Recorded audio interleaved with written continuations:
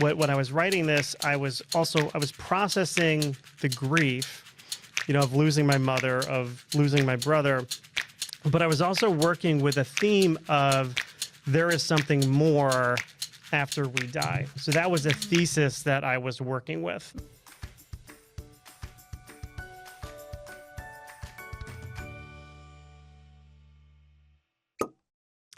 Hey everybody, welcome back to Uncorking a Story. Mike Carlon here, and today I'm excited to tell you that the tables have officially been turned. For 450 episodes, Uncorking a Story has been about pulling the stories out of other authors. But tonight, in front of a live studio audience, author Janet Edley sat me down and said, "It's your turn."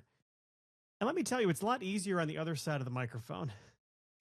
We talk about how my latest book, The Waiting Room, came to me in the middle of the night, the role grief played in shaping it, and some of the unbelievable and sometimes funny moments that unfolded along the way. Now, this is very honest, emotional, and maybe the most open I've ever been on this show. And before we dive deep into the conversation with me, I just want to make a quick note. I'm launching a brand new 12-week memoir writing program for anybody who feels a story stirring inside of them, especially those writing from places of loss or transformation or deep personal history. We'll start by excavating your story, moving from writing from the wound to writing from the scar, then build the spine of your narrative, and finally map out a clear roadmap so you can bring your memoir to life. If you've ever wanted to write your story but didn't know where to begin, this program is for you. Now, stay tuned until the end for more details. Listen, you may want to pour yourself something on this one. This is, this could be a Cabernet moment for you, or maybe it's a Chardonnay. Maybe, I don't know if you're a red or white person. I'm more of a white guy. Well, I'm a white guy, but I do like myself some white wine. Anyway, enough for me. Here is the conversation with yours truly, as uncorked by my friend and fellow author, Janet Edley.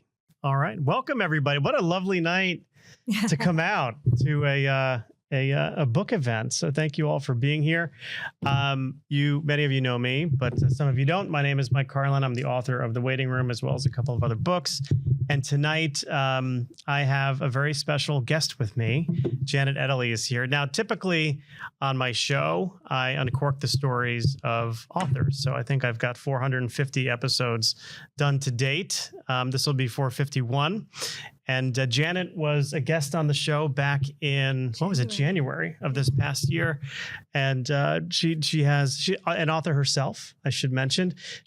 I had her on the show to uncork the story behind her latest book, How Joyous Effort Works, The Energy to Benefit Others, and which is an amazing read. You'll feel better about yourself when you read Janet's works. They're all inspired by Buddhist principles, and she could talk more about that in a bit. Over that time, we had a mutual appreciation of each other's work, and I'm happy to have taken her up on her offer to interview me about The Waiting Room. So I'm going to be quiet momentarily because I can't stay quiet too long, and hand it over to Janet.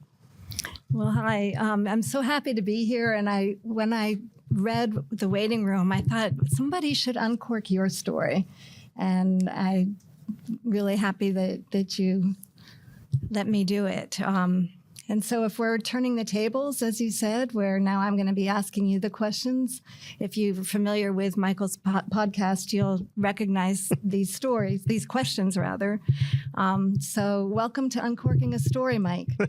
Thank you to welcome me to my own show. I'm surprised no one's mentioned sweaty balls reference here, because I think that's what it kind of feels like as I'm looking at ourselves in here. But thank you for inviting me to my own show. Well, you're welcome. And I'm curious to know, Mike, how did your story as an author begin? Wow, how did it begin? I've asked that question of everybody, and I haven't given too much thought to my own answer, but formally it begins back in 2013 when my first book came out.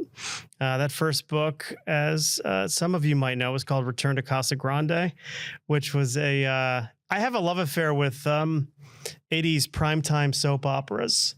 And that was my take on an 80s primetime soap. But I was thinking at the time, I was keeping a travel blog. because I did a lot of travel with my previous career. And I would always, write these things and put them on Facebook about my travels. And people would say, "Oh, you're so funny. You should write a book." And I'm like, I can't write a book. I've never written a book before, but no one who's ever written a book had ever written a book before their first book. And so I just started penning this. This character of Blaze Hazelwood was born between me and my friend Joe and Doozy. We were on a trip to interview somebody in, I think it was Philadelphia. We were doing in-home interviews, and we just invented this character. And we just made ourselves laugh the entire ride there. And that's how that story began. And then it took me 3 years to get that out. Did it? And because I didn't know what I was doing. So subsequently, writing's become a lot faster. But yeah, so it starts in 2013, but it was, it started as a blog well before it was a novel. So it was a blog, and then did you self-publish, or did you? That was self-published. That was another learning curve too, going through the process of self-publishing. And then that's when you realize that the writing is the easy part. It's the publishing, the distribution, and the promotion that is where the real work is. It's a lot of work. It's a lot of work. Yeah. Well, congratulations. And Thank you. How many books have you released so far? This, The Waiting Room is the 9th. I have a 10th that's been was written before The Waiting Room. That's called Mile Marker Zero. That is with a literary agent who's been trying to sell it for a while. Yeah. The Waiting Room was really not something that was ever planned or going to be. I just finished this other book, which took me a year and a half to write. I started writing that book in June of 2023. Okay. And I spent a year writing, about a half year editing, going back and forth with my agent, with editors. And I had kind of shipped it off to my agent to start pitching when I started writing the Waiting Room. But I had vowed never to write it. Well, never to write another book, but I vowed not to write another book in the next, few months because, it takes a long time and I just wasn't ready for it. But I seem to remember you telling me, or I heard you say that this book kind of came about, you had been really sick. Yeah. And you actually had a fever and everything, and this book just kind of came, it was like almost pouring out of you. Yeah, I think the word I probably used was download. Like the book came in the form of a download. I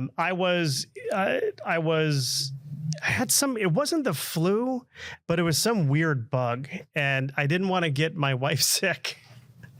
So I decided to sleep in my guest bedroom. This was over the holidays, and I'd taken 3 weeks off. I had a lot of PTO at the end of the year. I took 3 weeks off, and I had all these grand plans of doing great things, and I got sick. Yeah. So, running a 5K in the snow, a couple of days before probably wasn't the best of ideas. But I was in bed. It was about 3 a.m. And these ideas just started coming to me. The story just started coming to me. And I started writing it down. I can't read my own writing. So I started typing it down. And that's really what became The Waiting Room. But it came to me in like these flash downloads. It's very hard to describe, and it's going to sound very woo-woo, but that's what was happening. And the story came to me whole. Yeah, so I want to hear more about the story, but I also knowing, obviously it's The Waiting Room, I'm wondering if when you were that ill and this story came to you, did it feel somewhat like you were in your own metaphorical waiting room at that time? That's a good question. I don't think so. I think I felt like I was... I was separated from everybody else in the house. Plenty of room in the front. I felt, but I guess I kind of felt like I was in this really weird in-between space, right? This space between consciousness and subconsciousness, because it was like it wouldn't let me rest until I started writing it. The story itself. Yeah. Did you feel like you knew where the story needed to go, or was it just kind of landing you there and then you just kind of followed it? I am a bit of a pantser. meaning I don't outline my stories. I used to. I stopped because it's a lot more fun not to know exactly. I kind of know where I'm going, but I don't like have every plot point, written out. But for this one, I knew the arc of the primary character, or characters, I should say. So I knew where that was going, and it was just, okay, the fun part was kind of how are we going to kind of link it all together? And of course, there's a little bit of a M. Night Shyamalan twist at the end of it. Maybe not executed as well as he might, but yeah. So I had a good sense of where it was going. So you've shared with people that you had recently lost your own mother and brother within a year's time of each other. Yeah. And there's some kind of connection to that experience. There is a connection. Can you talk about that a little bit? I could. Would you like to talk about Sure. that? I'd be happy. So the book is called The Waiting Room. There was a period of time, well, let's backtrack to a time in my life I don't love to revisit, but June of 2023, my brother, Gregory, is in Memorial Sloan Kettering. At the time, he's battling pneumonia. And he also had lung cancer, right? But, his lung cancer, the doctors kept saying, look, something else will get him before the lung cancer will. And sure enough, it's a Monday. My sister and I were there with my sister-in-law. We had just driven my daughter back into Manhattan because she was living there for the summer. And so Monday comes and goes. I go back on Tuesday, and it's just me and my sister-in-law there. And on Tuesday, Greg starts to really go downhill. Things are not looking great. And we talked to his oncologist, and they said, look, everything we're throwing at him, nothing's working. So these are the words like nobody ever wants to hear when you're talking about somebody who's, fighting an illness, is we're just going to keep him comfortable. So that was, a bit of a gut punch. And I knew at that point in time, I knew two things, right? I knew that I had to give my sister-in-law time with my brother. So I had to get out of that area, and I had to make 3 phone calls. I had to call my wife to let her know what was happening.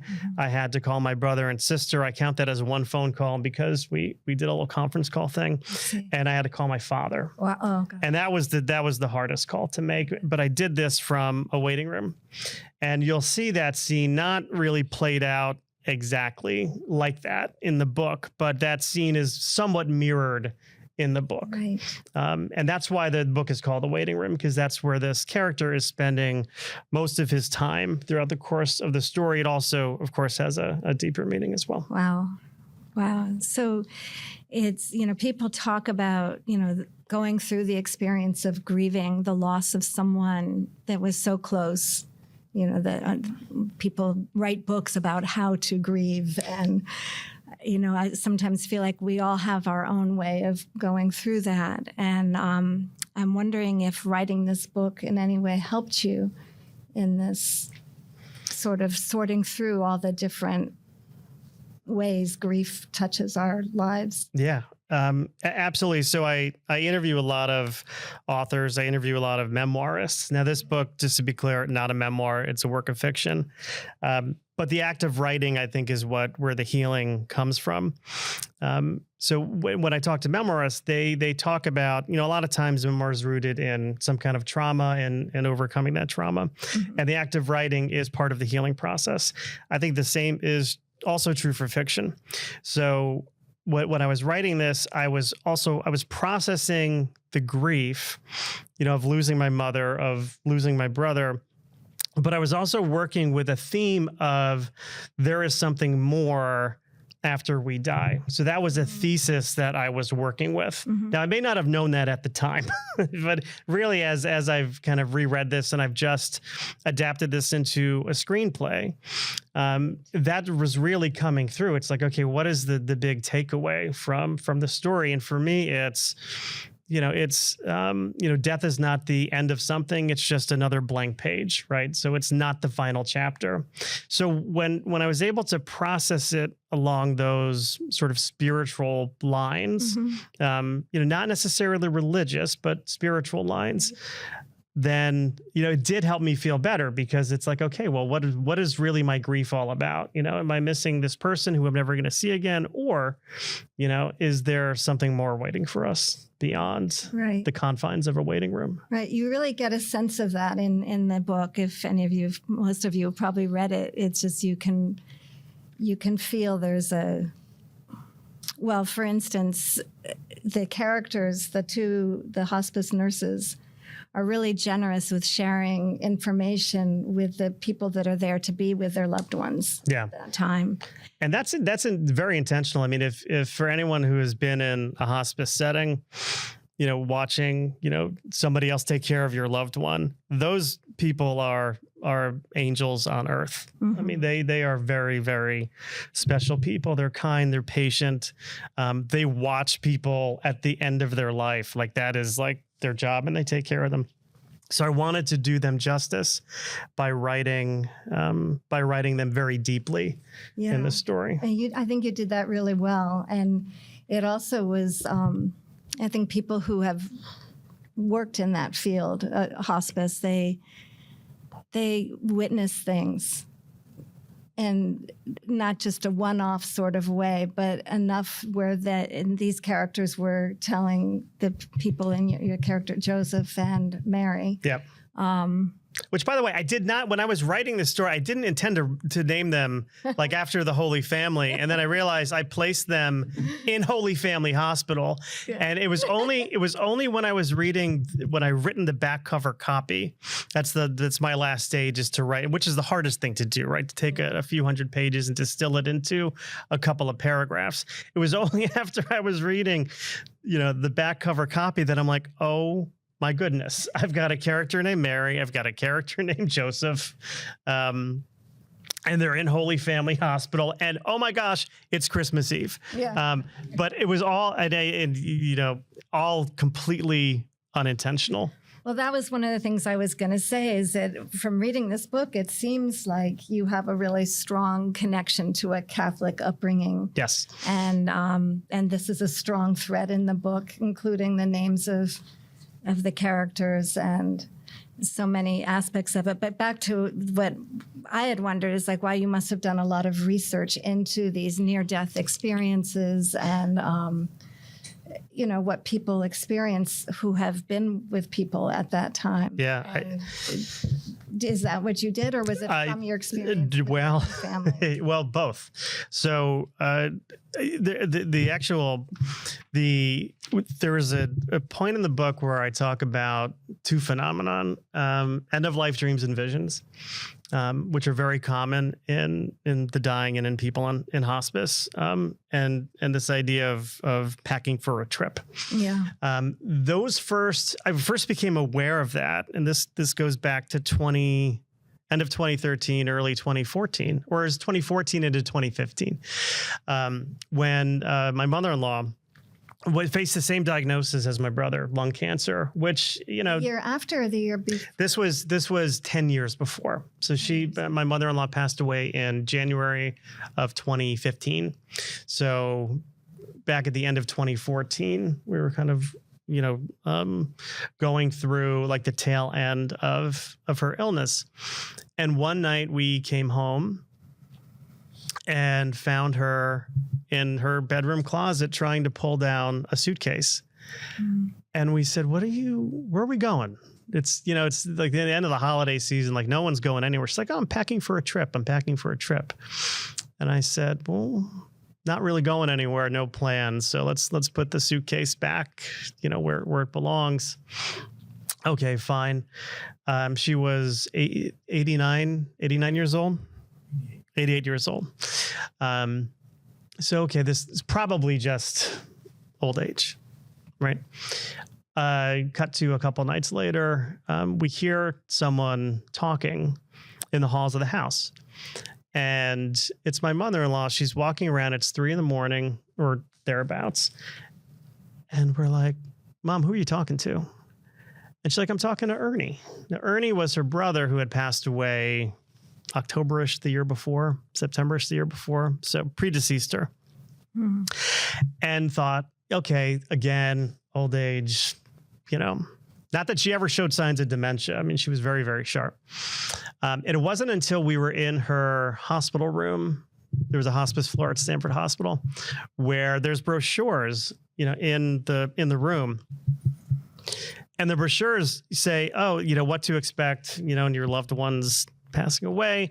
They mention, among many other things, if you find your loved one talking to people who aren't there, don't discount it. It could be a sign of, they're passing away, but there's also literature research that suggests that at the end of life, people do experience visits from people who have been predeceased. Okay. And then it says, if you find your loved one talking about packing for a trip, that is the soul saying it's time to go, but the body is sort of fighting that. Yeah. And that's this. So my interest in this goes back 10 or so years. And then as my brother was going through his, final stages of his fight with cancer, there were some things that he was talking about with my sister-in-law. He was talking about being in a library, sort of these visions he had. Wow. As my mother was passing away, she would see our dog Tyler came to visit. And, she would talk, we had some interesting interactions with Mom the last couple of days. But I started going down this rabbit hole of, okay, what really is this? And there was a doctor out of Buffalo. His name is Christopher Kerr, who wrote a book. I hope I don't get the title wrong. Death is But a Dream. About a scientific study he did on end-of-life dreams and visions with patients from his hospice care. So he studied over 300, I think, cases of this, and it's such a common experience. And the narrative that he was walking away was death is a very scary thing for most people. What would make you feel more comfortable about dying? Well, if your loved ones were coming and to tell you that it's okay. And he saw, after people were experiencing these things, their attitude towards what was ahead of them changed drastically. It's an amazing Irene. So that was just... You hear that of people who have had the near-death experiences, but came back. Yeah. They say, and then they seem to have lost that fear. Yeah, that's right. And believe me, I went down a fair rabbit hole of reading about near-death experiences too. Well, it's something we all have to prepare for. And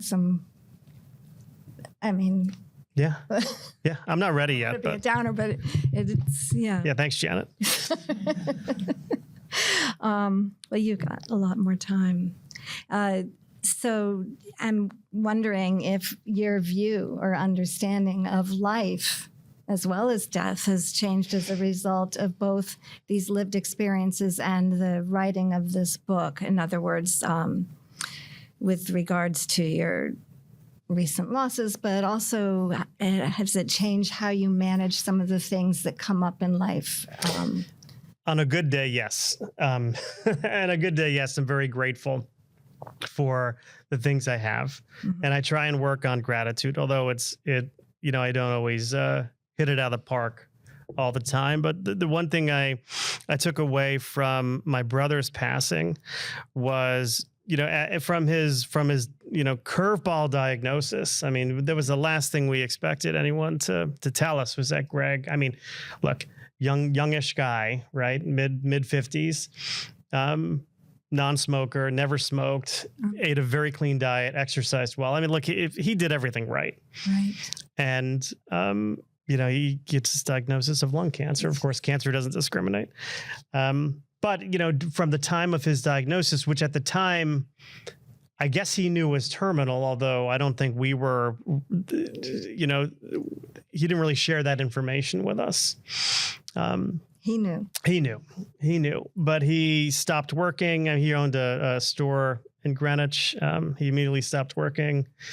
and wound up, he told me once, he's like, look, I just want to spend every day I can with my children, with his girls. Mm-hmm. And, they would have impromptu dance parties at the house. He loved nothing more than going outside, sitting on his back porch and waiting for hummingbirds to show up in his yard. And that made him extremely happy. It wasn't all the big things or the stuff he had. It was really the little moments that he treasured. And that, to me, was a good reminder to be very appreciative of not all the things I don't have, but all the things I do have. And all those things I do have, it's a wonderful family, great kids, my health. Those little moments. Those little moments. Really... But I have to remind myself of that too, because there's a lot of bad days. There's still a lot of sadness about it, and there always will be. The grief doesn't have an end date or an off switch. It doesn't. There's, they talk about the Kubler-Ross, 5 or 6 stages of grief. She maps them out very linearly. Okay, you go through this phase, then you go through that phase, and then you go through this phase. And no, you go through them all at the same time and in reverse order. And there's no expiration date. No. To it. It can be decades later, and just some small memory you'll pick up an object that reminds you of some experience with somebody that it just will trigger the whole grief again. Yeah, it happened. I mean, it happened yesterday. My sister-in-law. So back in July, I run this race in New Canaan for 4 on the 4th, every July 4th. And the year after Greg was diagnosed, so 2021, they didn't do the race in 2020 because of some silly virus that was going around. But in 2021, they did 4 on the 4th. It was actually 4 on the 5th because they couldn't get the permit on the 4th. The details don't matter. What's important was Greg and Carlon decided to do that race because he was feeling good and he wanted to give cancer the middle finger. He's like, well, what's the best way to give lung cancer the middle finger? We'll run a 4-mile race. And, and he did. But when they finished the race, I was waiting for them at the finish line, and they finished the race holding hands, and they were coming through. And Carolyn yesterday asked me for the video because I filmed it because she wanted to get a still image from it, because we're doing a fundraiser for cancer research, and she wanted to take a still from that video to put in her brochure. And I had to watch the video because she said, "Oh, your commentary was priceless." So I can't keep my mouth shut apparently. So I was doing a little play-by-play as they were crossing the finish line, and I have to say it was kind of funny. But that brought all sorts of emotions coming in because I'm seeing my brother. He looks great. I'm hearing him. He's talking on camera. Yeah. So it was like, okay, well, why can't he still be here? So then I get angry. Oh. So it hits hard. But I mean, so we're talking about some very weighty things here. Sure. And I want to also mention that you also have experience as a stand-up comic. and I know... and some people here have had the unfortunate opportunity to watch me try that. but I was going to say that your sense of humor comes through in your writing. And I think, to write and be funny is not easy. It can be pretty tricky, yet you seem to do it quite seamlessly. What? It creates a little bit of a lift in what's a weighty situation. It's a nice balance to it. I'm told I never met the man, but I'm told I inherited my sense of humor from my paternal grandfather, who died before I was born. And look, The Waiting Room is not a comedic novel, but there are some comedic parts to it. There are. And you have to use, when you write something like this, and I'm really known for writing humor. A lot of the stuff I've written has been really quirky mysteries and straight up comedies and an occasional Christmas rom-com. But this, you need to put some humor in to really let some of the tension, release a little bit. You need to balance it out. Someone once told me that humor is just drama with irony. I don't even know what that means, but, I did have, there are some humorous characters in here. There are. I'd like to point out that Tina is a humorous character. She has a couple of laughs in there. There are a few, or just little, what was it? The one about Joseph's brother was a priest, and something about the priest collar didn't put a governor on his temper. Yeah, that's true. It's just that's true. Little things. Yeah. Does Dumbledore left? Yeah. Does Dumbledore know you left Hogwarts with that when he was talking about his black bag? So I think it's a really nice balance how you bring it in, and I don't know if you have some kind of I need to put humor in, or does it just come like it does in a conversation that you're having with somebody? Usually, I've got to take humor out because it's a defense. Humor can be a defense mechanism for me. I can lean into humor too much as a way of deflecting like my own emotions. Mm-hmm. So if I do get a note from an editor, sometimes it's, hey, let the drama remain here. And, maybe keep a serious tone for a little bit, but it's okay to relieve the tension, and it adds, I was thinking too, that in the dynamics between the siblings that you were writing about, that humor just makes the characters more authentic. It feels like they're very relatable that way. Their humanness comes out. Yeah. Which is really, I wanted to read from there is like one part in this book that I thought was really, it's all really well written, but that for people who haven't read the book, I think it kind of sets a nice feel for no spoilers. Concern. No, just no spoilers, please. No spoilers, but I think the writing is really nice, and it really sets the stage for what's involved. Okay. You look nervous. No, go right ahead. I'm actually cold. You're cold? Yeah, well, I get cold easily. Oh, okay. I'm old. Sorry, you're not old. Okay. So this is Joseph. The hospital felt like a cathedral at night, solemn and still, its fluorescent lights, I don't need these, its fluorescent lights casting long shadows that flickered like votive candles on cracked plaster walls. As he walked down the hall, his footsteps echoed faintly, each one feeling heavier than the last. He passed an empty room with its door ajar, the faint scent of antiseptic mingling with the ghost of someone else's grief. Finally, he reached the waiting room, its silence thick and weighty, like the air inside a church long after Sunday's final mass had ended. Joseph stepped inside, hesitating for a moment as though he were entering a sacred space. The room was sparsely furnished, its worn chairs lined up with the symmetry of pews. In the corner, a small plastic Christmas tree flickered with mismatched lights, its uneven glow casting restless shadows that danced across the sterile walls.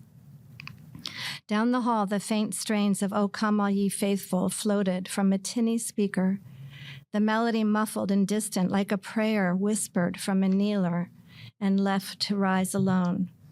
Joseph turned to the window where snow tapped lightly against the glass, weaving delicate frost patterns that clung to the pane like holy water droplets frozen in time. He sank into a chair near the corner, letting out a long breath. The waiting room reminded him of the confessionals from his childhood. Small, quiet, and suffocatingly still, as though the weight of 1,000 unspoken words hung in the air. But there was no priest here to offer absolution, no light to signal the end of penance, just waiting. First of all, whoever wrote that did a great job. It's beautiful. Second of all, will you do the audiobook? If you do mine. Yeah, that's for those of you who've read my other stuff, it's quite different than what I've written in the past. But I mean, look, again, not to sound woo woo, but I don't have a great recollection of writing all those words down together. Like that's what I'm saying. Like this story and those passages were like, they were coming through me. Because it doesn't feel like something, and my brother will do this sometimes. So he's reading, he's a very slow reader. It's taken him a long time to get through this book, but he'll like text me like a passage of something that I wrote in this book. And I'll be looking at it like, who wrote that? Who wrote that? Did I write that? I'm not sure that I wrote that, but I did. I mean, I didn't have a ghostwriter, and I wasn't praying to Our Lady of ChatGPT. Never. But no, it also sets up what's about to happen in the waiting room quite nicely. That's why I chose this part. That's why I chose this part, and I just think the imagery of the way he brings in the church without being like, it's not too much. It's just these light little touches, but that really evoke so much as you're reading these words. It just sets the space really beautifully. Yeah. And the tone, anyway, I wanted to commend you on not just that segment, but that's just, I thought was a really nice demonstration of it. So you also had an interview on one of your podcasts with Anna Raimondi. Oh yes, Anna Raimondi. It was spiritual medium. And I happened to see that one. And you mentioned to her that the book didn't come from your brain, but through your heart. Yeah. That's sort of what you were just saying, I think. Yeah. Right? That was an interesting, that was a very powerful conversation. It was, because as I started crying as I'm watching it because she's all of a sudden in the middle of the interview, it was like you could tell that you weren't expecting this at all. No. She began, because she's a medium, she began delivering messages from your mom and your brother. Yeah. And my grandmother. My grandmother showed up at the tail end of that one. Oh, did she? Yeah. Well, she's nosy. The meatballs. Yeah, there's a lot of meatball talk in our family. Yeah. And I wonder if how that experience might have changed or perhaps reinforced your thinking about what happens when we die. Yeah, it's look, I want to believe, and I guess I do, that there are people out there who have gifts, and they share those gifts in the form of mediumship. I also know there's a lot of like hucksters out there. What? Hucksters or fraudsters? Oh. I don't know. Now I'm making up words, but maybe not. Anna, I think she's the real deal, because she was sharing some things that she shouldn't have known about. Yeah, let's say she shouldn't have known about it. And I did not have her on. She's got like a 2-year waiting list for people to see her. She's based here in Connecticut.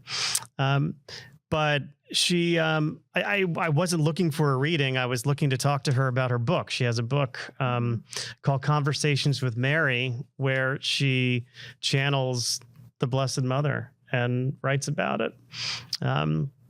So I just really wanted to like uncork that story. And then, 3/4 in, like I asked her a question about a dog, and the response was, "Oh yeah, your brother's dog really does miss him," or something like that. Or your brother's dog sees him, something like that. And the dog has been doing some really funny things at the house. Really? Yeah. Wow. So it took a turn, but I wouldn't say. Reinforcing. Sure. So I know we're going to do some questions from the people here, but before you do that, we have questions that you always ask your guests. Okay. Growing up, what were some of your favorite TV shows? And your favorite music? TV shows. Okay, so I will date myself as a child of the 80s. Greatest American Hero is up there, right? Does anyone remember Greatest American Hero with William Catt and Robert Culp? Yes, the word stretchy, where he loses. I love the premise. He finds like a super suit, but he loses the instructions, so he doesn't know what to do. I love that show. Like stupid stuff like the A-Team. Later on, it was 90210. right? What'd you say, Mia? Oh, chips, of course. If we were good in church, you mentioned church a few times. If we were good in church, my mother would let my brother, Jimmy, and I stay up to watch Chips. Oh, is that right? On Saturday night. California Highway Patrol. That was a big deal. It was a huge deal. Are you kidding me? And then my sister was a Fantasy Island, Love Boat. She used to let us stay up to watch Fantasy Island and Love Boat. And to this day, I prefer those shows over anything. This is old man Mike here, and there's no good TV these days. Like you'll find me watching an old Columbo I've seen 4 times before I watch some of this stuff. In terms of music, I was a metalhead growing up. Were you really? Absolutely. Iron Maiden was my absolute favorite. Anthrax, great name for a band, by the way. They got in trouble after what was it? 9/11. Yeah, after 9/11, they got in trouble. They had to take their website down or something. Oh my gosh! But they're touring with Iron Maiden next summer, which that one over there is gonna join me at. Your daughter? My daughter, Gracie. But now, like, I'm into, I don't know what happened, 70s soft rock. You got old. I guess I got old. And, on any given night at sundown, I'll be listening to Gordon Lightfoot. Oh, my. You see what I did there, anybody? Sundown, Gordon Lightfoot. Yeah, someone got it. But yeah, that's... And if you could go back in time and whisper some words of advice into your younger self's ear, what kind of advice would you give yourself? That's a question I ask all of my guests. I know. And it is not turning the tables. Yeah, absolutely. So yeah, that's a tough question because there's nothing I would tell myself to do differently, because that would mean that I wouldn't grow up to be the person who I am now. And it's taken me a while, but I like that person. Right. So I wouldn't necessarily do anything. I wouldn't tell myself to do anything differently. Maybe I'd remind myself, spend time with the people you love because they won't always be there with you. Kind of treasure those moments, and maybe buy Apple stock. Yeah. Well, that's good advice, Mike. Okay. Well, and before we take the questions, I will say thank you for stopping by Uncorking a Story and allowing me to uncork yours. Well, thank you. It's been a pleasure. It's been an honor. Are you going to edit this one for me too? What do you mean? No. There's a question there. We do have questions. I also want to let the people who are watching online know you can put some questions in the Q&A, and I'd be happy to take them. But there's a question in the back. Young man, John Kennedy. Yeah. In the season of It's a Wonderful Life, you mentioned the screenplay. What is the next steps for the waiting room? Does it stay here, or does it have other lives? I think it has other lives. So there is a producer who's expressed some interest in it. So I transformed it, or what do you call it? Adapted it into a screenplay over the past few months, and it needs to, it's the first draft is done, but we're going to see if we could do something with it. If not on the screen, I do see it as something that could be like a stage production, because it's very simple settings. There's really 2 settings in it, 2 different. There's a hospital room, there's a waiting room. So it's something that I think could be easily adapted to, so curtain call if you're listeing. Yeah, I think it could be really nice on stage. So yeah, but thank you. That it does. I do think it lives on. What is the process for getting, when you have a screenplay, then where do you go with it? Is that your agent or? No. So the literary agents won't necessarily, they might handle the screen rights, but for something like this, I think something much more independent. So you just basically find producers who have done something similar and pitch it to them. So that's, wow. That's how you do it. I think it would be great as a film. Well, I think so too. Or as a stage performance. Who would you cast in the film? Oh, you're asking the wrong person. No, come on. No, you went to Didn't you go to? I remember our interview. No, I'm trying. What was the type of school you wound up at? Come on, share with everybody here where you did your formative schooling. It was very sad. I was 14 years old. It was my parents divorced. My brother went to the Vietnam War, and my sister went off to Israel to work on a kibbutz, and I was sent away to a Quaker commune farm school. Because people from Darien, Connecticut send their children to Quaker farm schools. I think they really loved me. And we didn't have grades, we didn't have tests. It was in the 70s. It was a free school was the thing. And did you have running water? We did, but we milked cows and collected eggs from chickens. We baled our own hay, and it was. I'm picturing Little House on the Prairie.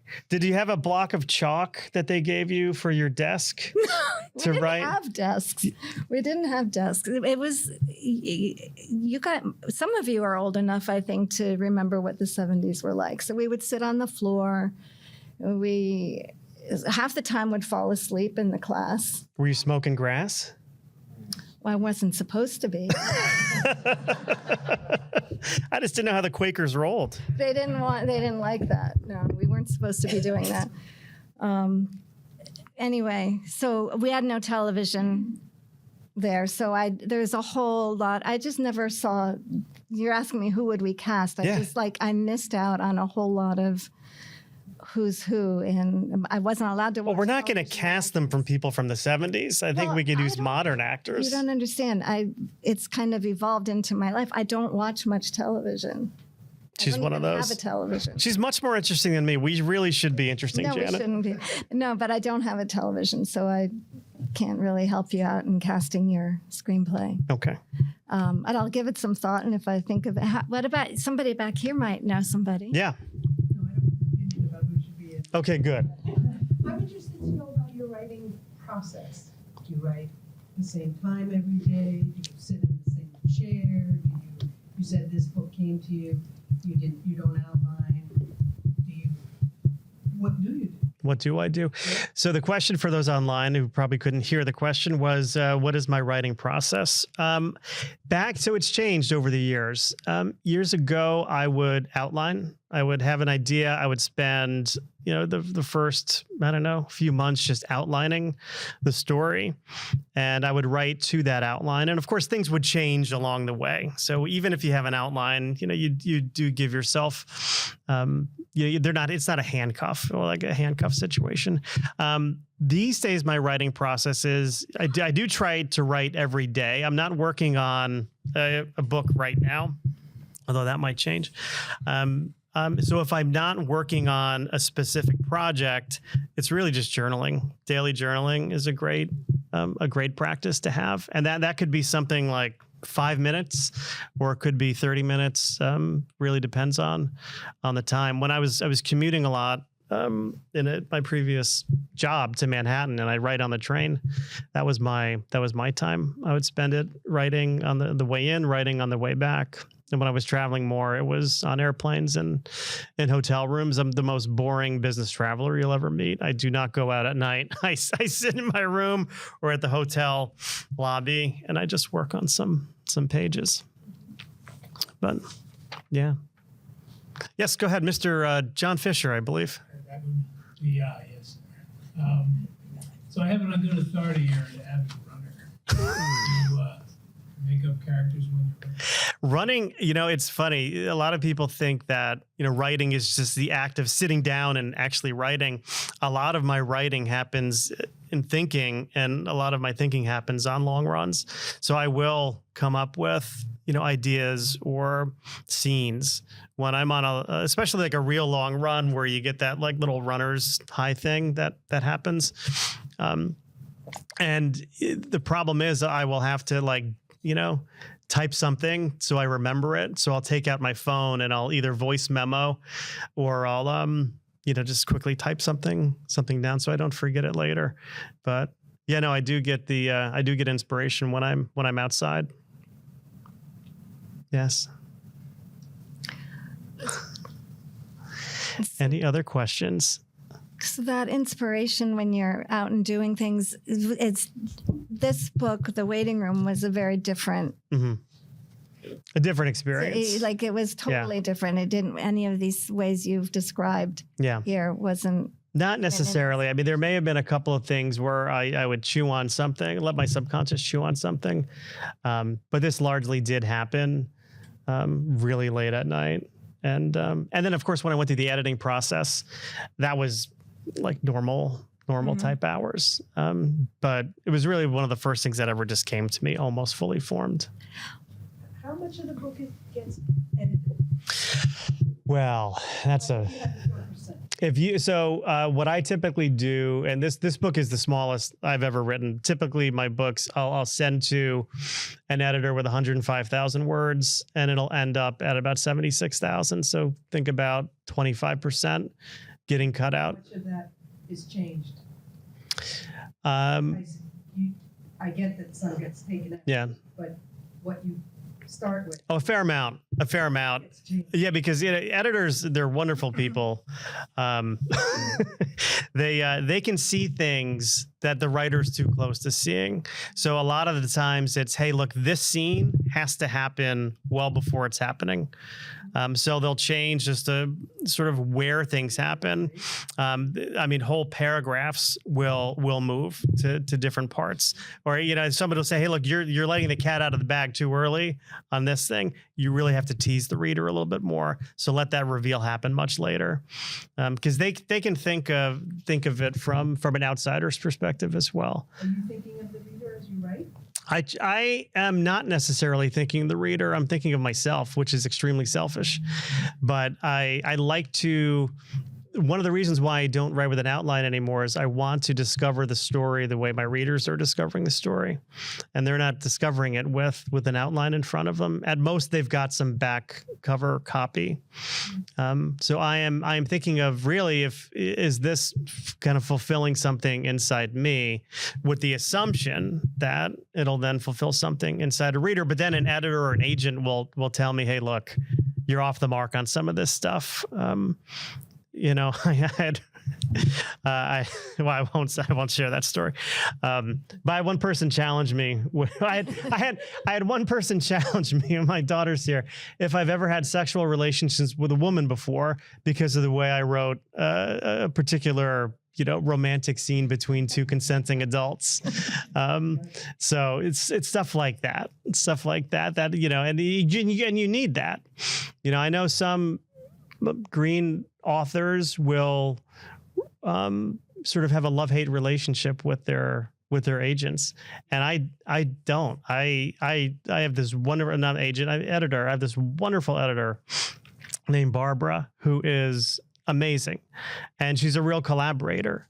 And I think as a writer, if you could think of your agent your editor rather, as a collaborator, as a creative partner, it does help your work. It does help your work. Yes, the man with the Uncle Junior glasses in the back. I have a question. So have all the books, they've all been fiction books, right? They've all been fiction. Every book I've written has been fiction. Are you thinking about ever writing a nonfiction? Yes. Yeah. I am thinking about writing something nonfiction. I mean, I write nonfiction for work all the time, and I've written 30 articles in magazines. But I do think that I want to challenge myself with something that is nonfiction. What that is, I'm not ready to chat about just yet, but it's there. I'm going to pause questions from the audience because I do have a couple of questions that have come in over the Zoom here. Let me just read this really quick. Oh, love the book. Will you prepare and practice your Academy Award acceptance speech ahead of time, or do you think you're going to wing it? Well, thank you for that question. I think I'll wing it. No, if I'm not even thinking that is a remote possibility, although if I manifest it, perhaps it will be. Things happen. We've got another question here.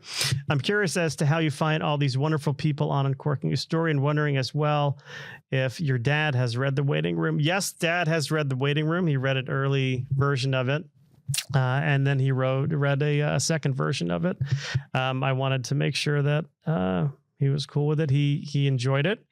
How do I find all the guests? Publicists pitch me guests all the time on Uncorking a Story, and the ones who seem interesting are the ones who wind up on my show, such as Janet Edley over here. I forgot who. How did we meet? Who were you working with? Joanne McCall. Okay. Yeah.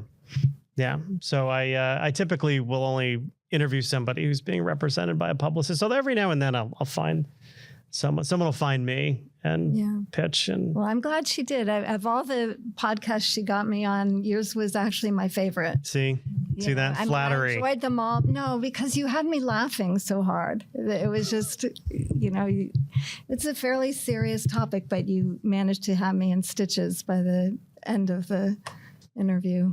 In stitches. Who sang Stitches? Was that Shawn Mendes? That's right, Shawn Mendes. Another question here. The story. Oh, this is maybe more of an aside, Laura. The story you wrote about your two dogs meeting each other in heaven was also beautiful and had me sobbing in my morning cup of tea. Aww. I did. We were talking about journaling before. I do keep a blog called Open Mic, which is a play on my, Name? My name, as well as like stand-up comedy, doing open mics. And after my dog Murphy passed away this March, I did write a little. I mean, it was a blog post, but it was kind of a little imagination of him being reunited with his sister dog in across the Rainbow Bridge. So thank you for that, Laura. Can you repeat the question from the audience? Thanks. Okay. Apparently, I will do better at that. But now I just repeated your question to the audience here, so I guess I'm batting 500. Any other questions from anybody in the audience? Anything? Going once? Bueller. Yes. Oh, you had lots of questions. You want to come to the front row? Yeah, I want to know more about writing books, and so you said you self-published some, not all. Everything that's been out has been the question is, have I self-published all my books? All the books that are out now have been self-published. This one was shopped around. It was deemed too short for commercial fiction, and I didn't feel like it needed to be any longer. So I did go the independent route that way. And so then in that situation, do you hire your own editor? So for this book, I did not have to hire an editor. My agent had an editor, and my agent is business partners with this woman. So my agent is a woman named Jan, and my editor is a woman named Barbara. They're very close. She introduced me to Barbara, and Barbara did not charge for this. Wow. She did not charge for this. For the waiting room. For the waiting room, yeah. Because theoretically, it's a conflict of interest if she charges some. What's difficult? In terms of. Does the editor come with the publisher? Or the editor? Yeah, well, yeah. Usually, an editor will come if one of the big five, for example, picks you up. The question is, does an agent come with does the editor come from the publisher? Thank you, Janet. Typically, a publishing house will have an acquiring editor who will take the book. It's always a good idea, though, especially for your first, if you're unknown, to have it professionally edited before you start shopping it around to agents, because it's just a great idea. Yeah. So there's a lot of great, and with the rise of a lot of independent publishing, there are so many great editors out there, and many of them work for the big publishing houses and are doing some moonlighting. So you can find them, but yeah. Any other questions? Janet, do you have a question? Well, I think maybe it's just interesting to hear a little bit more about today. In the publishing industry has changed quite a bit over the last couple of decades. Oh, from what yeah. I understand. And that this is why a lot of people are, self-publishing, print on demand, finding these small imprints. And what is the other one where vanity print? Vanity or /hybrid. Yeah. Okay. Yeah. Yeah. What are those? So you've got, What used to be You want me to? I'll take it. Yeah, go ahead. Yeah. So it used to be, go back in time, 20, 30 years before Amazon, right before they made it very easy to self-publish. You would, if you wanted to publish something, you would go to and you didn't have representation, or you didn't, work with a big publishing house. You would go to a vanity press, which basically means you're paying them a bunch of money to print your work, and there's no real process necessarily to that, right? So vanity presses gave self-publishing kind of a bad name when self-publishing came out. Now, it's very, very difficult to get a publishing contract if you are sort of a younger or first-time author, because you don't have what's known as a platform.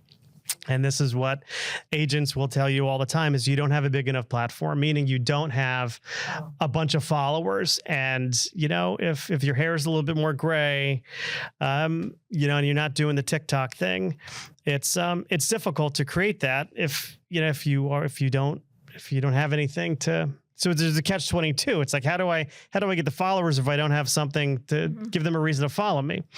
So with the rise of, really was Kindle Direct Publishing, or KDP, it made self-publishing within grasp of the average person.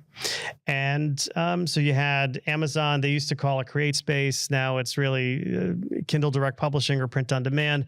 You can create something and get it into distribution if you're willing to invest the time in learning really the publishing business.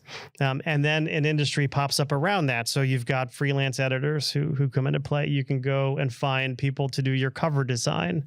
If you're good with, technology, you can work with Ingram directly. Ingram is the big book distributor. You can work with them directly to get your books distributed to bookstores, or giving bookstores the ability to buy it direct from Ingram. And then you have to become really a small business owner. So if you're going the independent route, you really have to think about it as running a small business.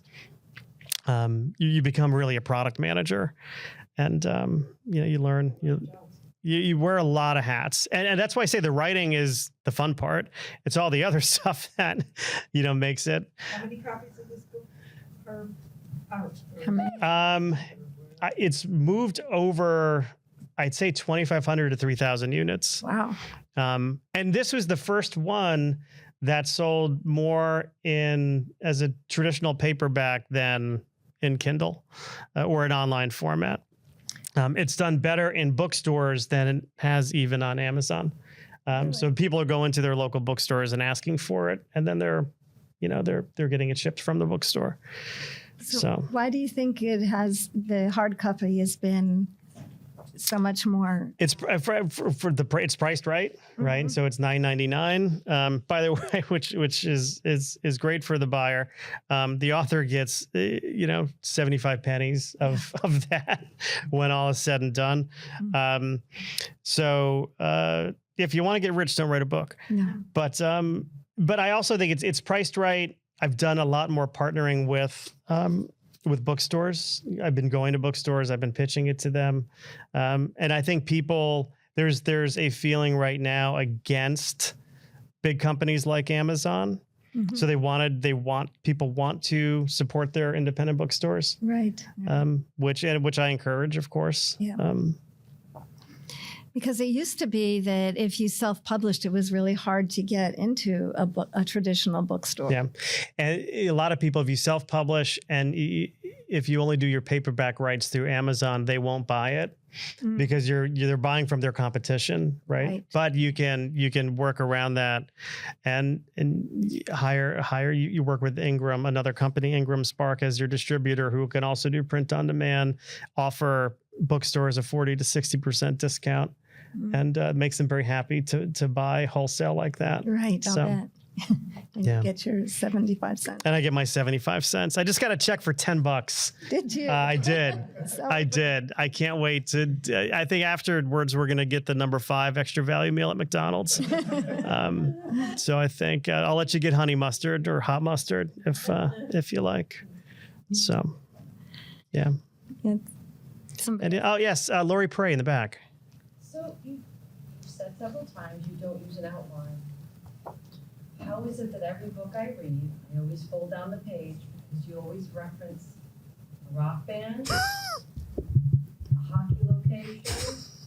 Is it your books? How is it that your mind doesn't use that outline and you're pulling so much out in space, and yet you instantly go back to the band, the Arthur? So the question, yeah. This one had Shady Glen, and that one did me in. I was like, yes. So I remember us gathering there. the question for those listening online is, if I don't write with an outline, the person who's asking this question has read a fair number of my books, which I should apologize for, but she wonders, if I don't write with an outline, how is it I make all these references that are somewhat consistent, that don't throw her for a loop. Those are just little gifts that I put in for people who I know might be reading.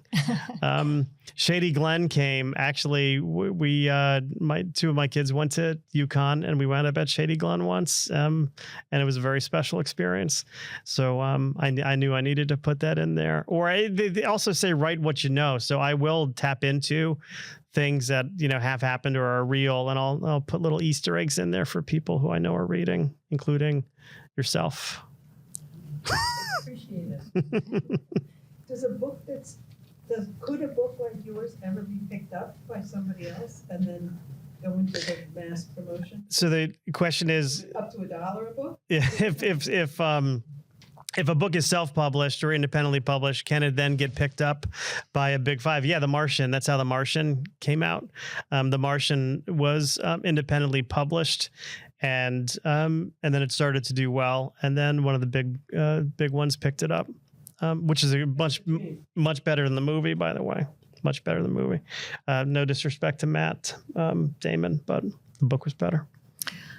What do you think of Substack? You do some of your open mic things. Would that be something that would go? I should do Substack. I haven't. I know it's a huge platform now for writers. I have not explored it. I don't know a whole lot about it, but maybe it's be something you could. I will explore Substack now, just on your advice. No, I don't know much about it, so don't take it on my advice. But I was asking you, what about, can you explain a little bit more about what Substack is? Because it is kind of a big thing. Yeah, I think it's I would call it like blogging 2.0, where you can build a following. You write through Substack, people get notified of what you're reading, but you could also build a subscription list through Substack. And I think some of it, you could put a paywall there too, so people can pay for what you're writing. I have not done that, but I think, people swear by Substack. But I'm wondering, I'm thinking of this woman's questions about self-publishing and all these different things. Is that a way for someone to begin and perhaps get that following that publishers want? Yeah. That could be a great way of platform building. I just haven't done it. I don't know. I can't really speak from experience. Okay. Thanks. Any other questions coming here? No other questions coming in online. Any other questions? No? All right. Thank you all for coming out on this lovely, lovely almost winter's night. Thank you all. And thank you all for joining online.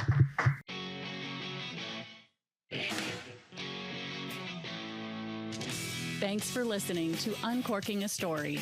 If you'd like more information about today's guest or to find out more about Mike, go to uncorkingastory.com. If you enjoyed the show, please subscribe, rate, and review us at Apple Podcasts, Spotify, or wherever you get your podcasts. Tune in every week to hear Mike Carlon uncork a new story.